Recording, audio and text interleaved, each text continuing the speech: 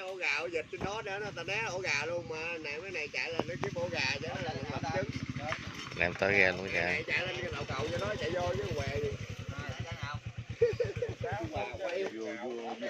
Chạy lên đầu cầu cho nó chạy vô phải không? Không đi đường tới đi nào. Cầu nào? Cầu ngoại á. Cầu Lô Hoa hả? Ừ. Có nó kiếm ông nội tôi vậy. Đi đường nào? Đi đường này đi đường nào? Không đi đường nào thì tôi đi đường đó. Đi lưng mình á. Làm có Thì chỉ có đường này với đường này thôi. Rồi anh em tới đóng thứ hai nè.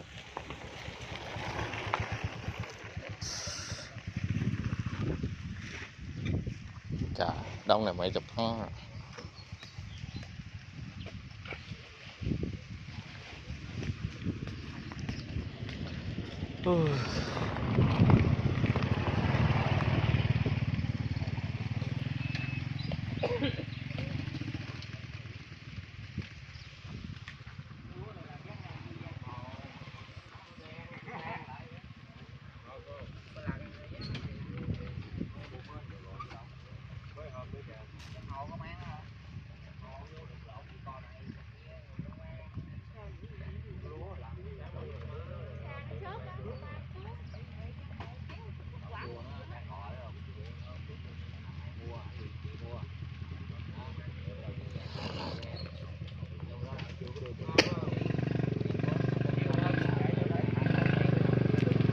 Giờ bữa nay tôi chừng có trăm mấy trăm tấn nữa kìa.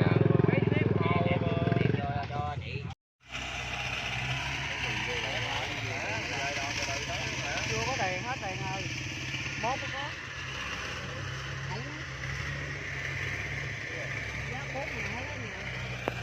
Tiền gì? Tiền giác lên ha. Ở tham tờ.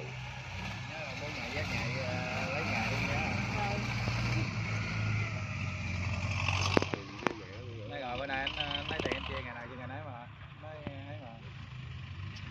Một năm để lâu mới lộn cái làm vậy. Dạ. Nói chiều nay là ngày nào chia ngày nấy.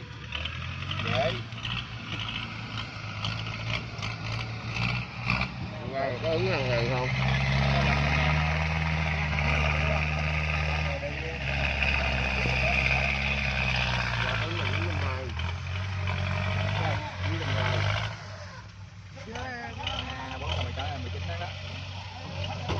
Ông nội ơi. Sáu mày cánh. Quá Quỷ nó khác còn kia nó khác là tôi chiều qua chẳng có giá kìa 40 tấn đâu. Cái đó có hai mấy tấn anh vô sau đó nó 4 đầu mà 4 có hai mấy tấn này mẹ rồi không.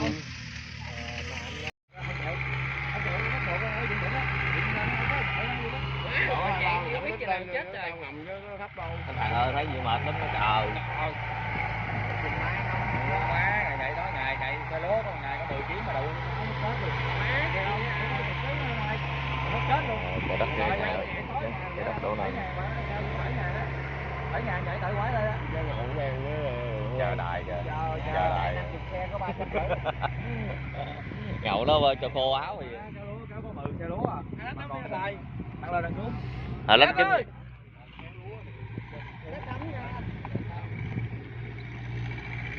Đây đó giờ đâu ba rồi. Ba anh không. Bữa lâu quen rồi chạy vui vẻ với mẹ nó nóng mới ra nó mệt nó nóng rồi có gió không.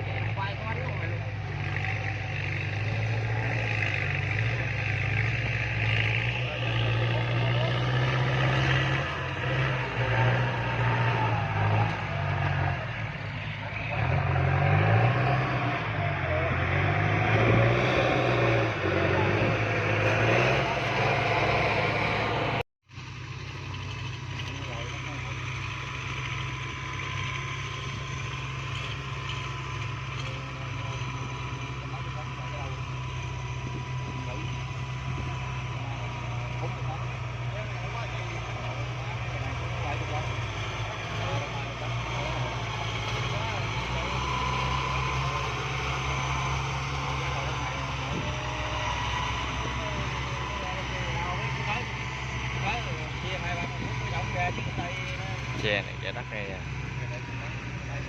Rồi.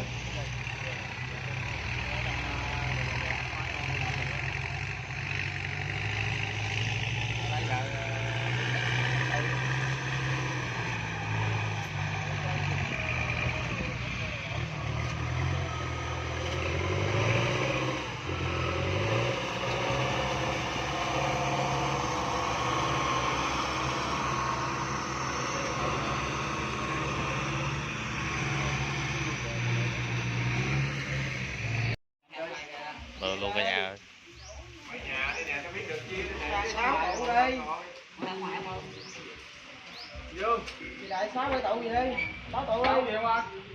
Không. Nó gồm. Đấy là này.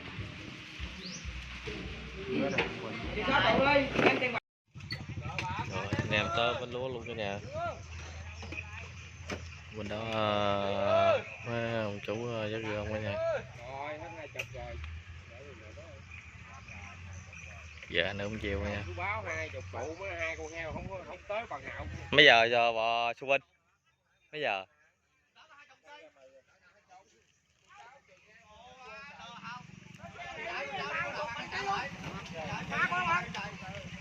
Giờ cũng 5 giờ mấy rồi cả nhà.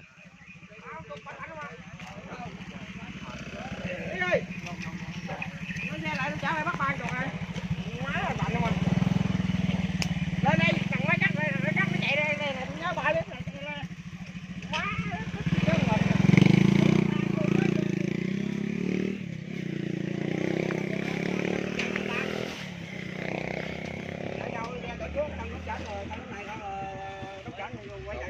Dẫn đường đó đó điện kêu cân lúc này thì điện ngay bà này cân lúc này mà nói gì trời.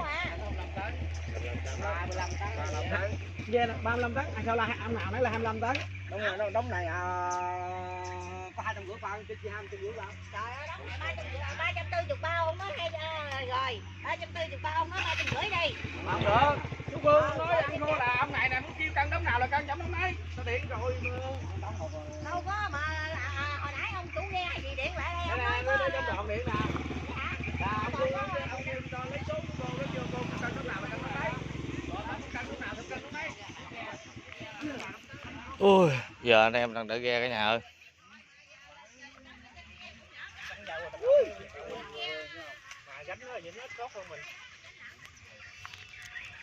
Bọn cho cục các bạn. Giờ này đói bụng.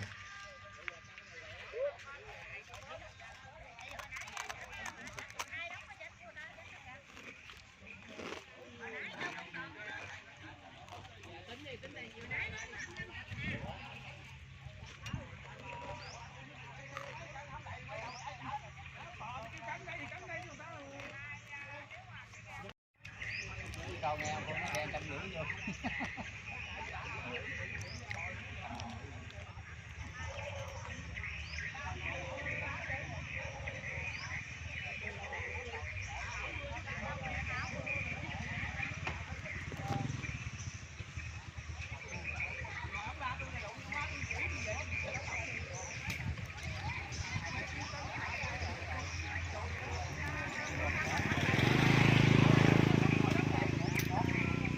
Giờ này 5 giờ mấy anh em đang đợi Quay tới đó.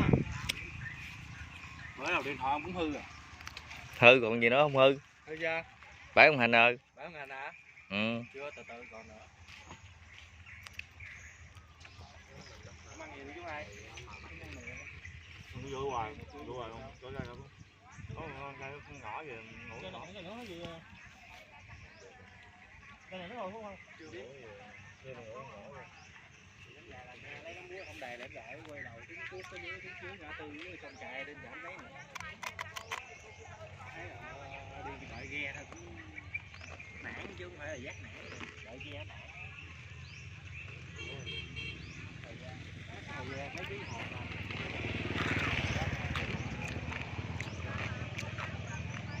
Cả nhà thấy cuộc sống của người miền Tây thấy cực khổ mọi nhà. Kiếm được tiền không phải dễ đâu nha.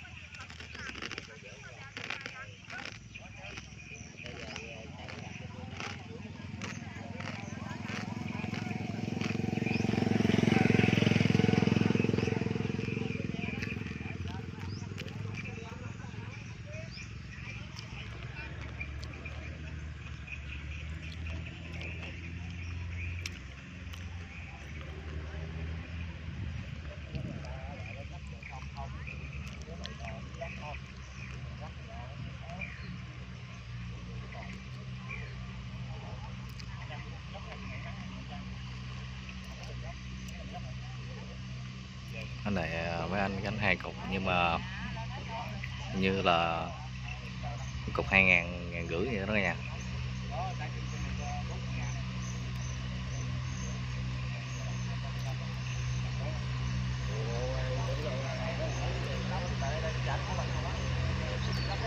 Đó ơi. Đây đây là ngồi nè.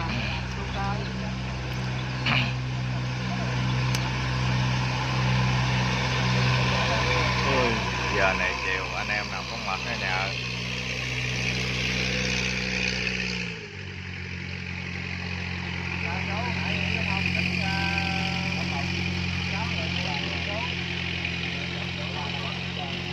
Bự bự rồi.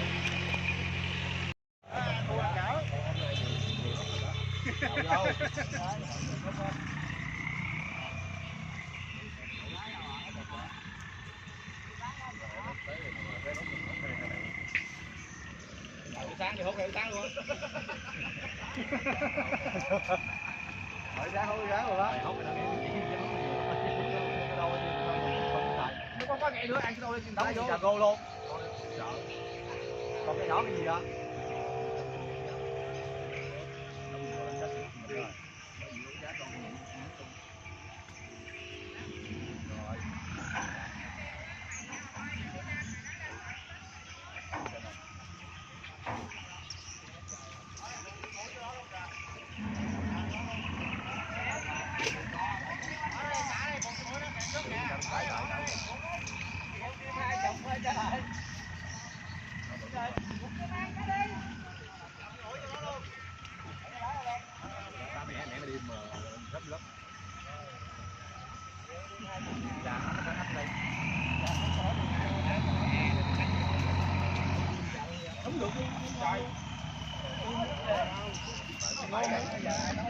Đúng rồi. Giết luôn sáng hôm nay luôn rồi. Có hơi ngày. Không dám đợi. Chơi như cho tôi muốn còn muốn làm. Đó, quýnh tạ, bố nước bế nhanh vô. Dạ đó vô được sao mà. Mấy vô tới luôn rồi, đó luôn rồi. Heo, heo đó.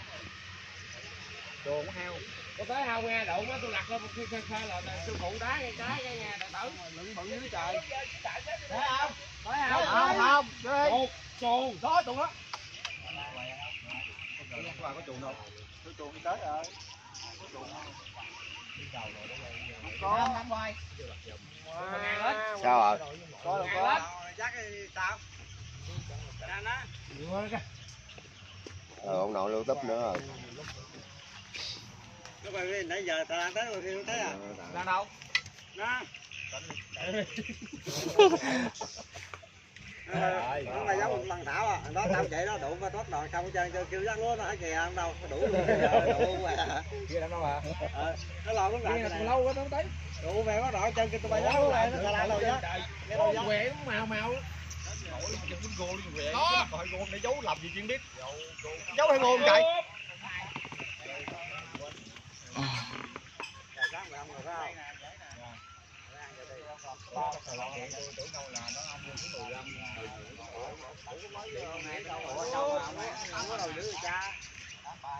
Vô, nó thêm 10 người nữa đi. Tôi về đóng thêm 10 người nữa là chị hai người nữa rồi. Phải. Đứa cơ bánh ăn đủ ăn kìa. Phải kêu nguyên không còn chú hai. Còn bên đây đồng dạng giờ muốn kêu thẳng luôn hả? Được đây, không gì là nó dùng chính ngay chắc rồi đó. Đúng rồi. Phải đó. Đây mình chưa lên giác. Nó có cúng. Chứ mình đậu hoài không vậy? Chứ mình đậu tối à.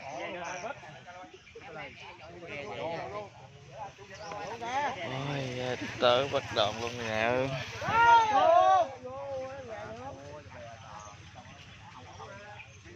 Con cấp đó rồi kìa. Con cấp đó. Thì đó, được 10.000 cái. 40 đó. 30.000 đó.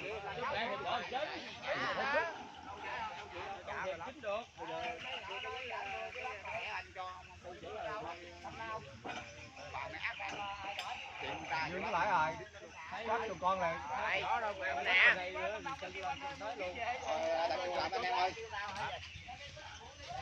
Bỏ 20 đó, một hồi bắt tiêu là rồi luôn.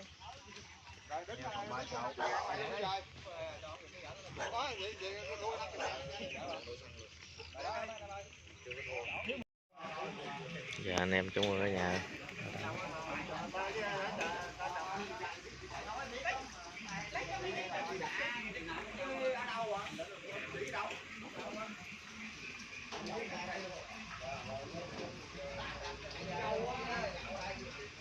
Dạ này cũng ở nhà.